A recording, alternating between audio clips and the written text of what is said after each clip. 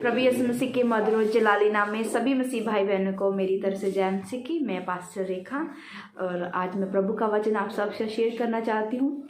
शाम की प्रार्थना आप तक पहुँच चुकी है और आप सुन भी रहे हो। प्रभु का धन्यवाद हो। और जो मेरा विश्वास, जब आप उस प्रार्थना को सुन रहे हो, उस वीडियो को देख रहे हो, तो आपके मन में शांति आ चुकी है, मेरा पूरा विश्वास है। और आज का वचन मैं उसी के रिलेटेड देना चाहती हूँ जो मैंने शाम की प्रार्थना में वचन प्रभु का दिया था, उसी को पूरा एक्सप्लेन करना चाहती हूँ। क्योंकि जब शाम की प्रार्थना में हम आपके लिए प्रार्थना भी करते हैं, वचन भी देते हैं, तो टाइम थोड़ा हमारे साथ कम होता है, तो इसलिए पूरा वचन मैं आपके शेयर नहीं कर पाती। बट मैं चाहती हूँ कि मैं पूरा वचन आपसे शेयर करूँ, क्योंकि ये वचन तसल्ली देता है, ये वचन हमें बनाता है, हमें खड़ा करता है मसीह लाइफ में, हमारे बुरे हालातों में भी हमें मजबूत करता है। इसलिए मैं चाहती हूँ कि ये वचन मैं आपको दूँ। हालेलुया। क्योंकि ये वचन हर मसीह के साथ जुड़ा हुआ है, हर मसीह के साथ, चाहे वो अभी मसीह में आया है नया नया, चाहे वह पुराना मसीह है, चाहे अभी जो कोई ऐसे भी जन है जो पहली बार देख रहे हैं, तो सब जन इस वचन में घिरे हुए हैं। और मैं चाहती हूँ वचन में आपसे शेयर करूँ।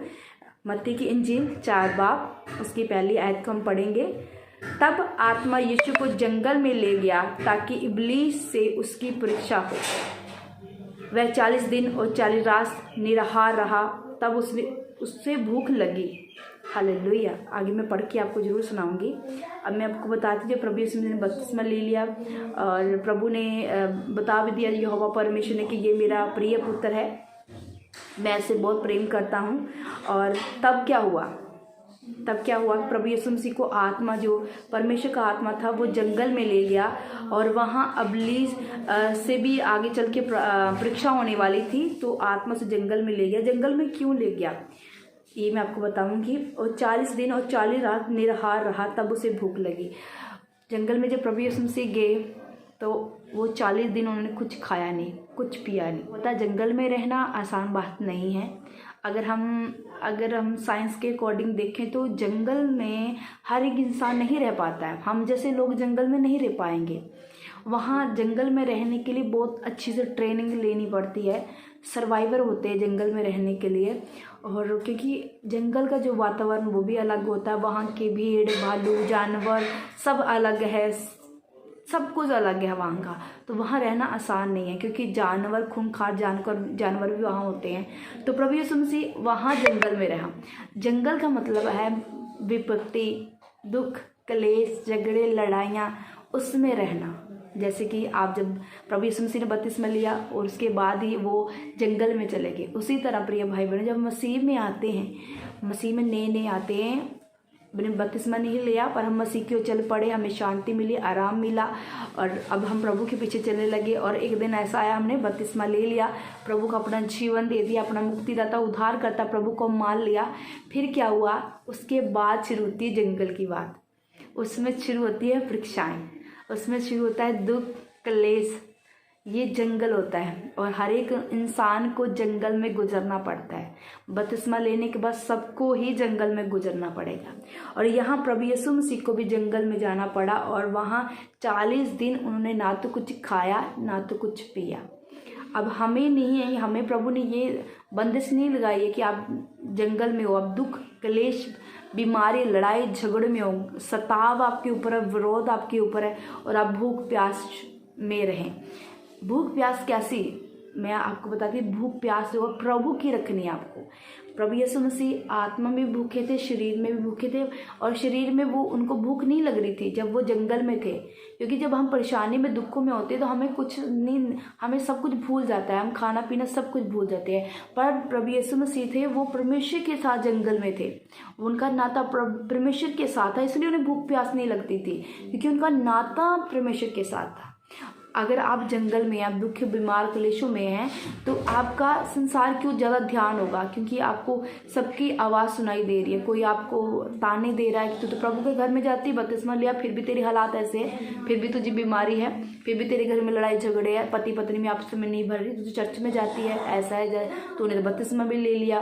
तो वो आप जंगल में हो उस वक्त, और आपको जब ये बातें आपको सुनाई देती हूँ, आपको भूख प्यास नहीं लगती है, शरीर में आप भूख प्यास नहीं लगती है कि आपको महीने हो रहे हैं तो आपको कुछ परवाह नहीं है खाने पीने की, अपने आप को भी आप नहीं सोचते हैं। उस वक्त आपको क्या करना है, आपको प्रभु के साथ नाता रखना है। जैसे मेरे प्रभु यीशु मसीह ने पिता के साथ नाता रखा जंगल में जाके, उन्होंने भेड़ बालों की चिंता नहीं की, उन्होंने प्रभु के साथ नाता रखा और वो भूख प्यास में फिर बने रहे, तपे रहे, खड़े रहे और निखर के बाहर आए। आगे हम पढ़ेंगे तो लिखा, तब परखने वाले ने पास आकर उससे कहा, परखने वाले ने, किसने, अबलीश ने, शैतान ने। जब हम विपत्तियों में होते हैं, जंगल में होते हैं और अभी हम उबर रहे हैं, बाहर आ रहे हैं, हम समाज को जवाब दे दे के थक चुके हैं, वो नहीं समझ रहे हैं, है ना, तो क्या होता है कि परख आती है हमारी। परखने वाला कौन, शैतान आता है, वो लोगों को इस्तेमाल करता है आपके विरुद्ध। क्यों अब तक तू छोड़ नहीं रही है, इतना 7-7 8-8 साल हो गया, क्यों अब तक तू छोड़ नहीं रहा है प्रभु को। परखने वाला आपके ऊपर आएगा।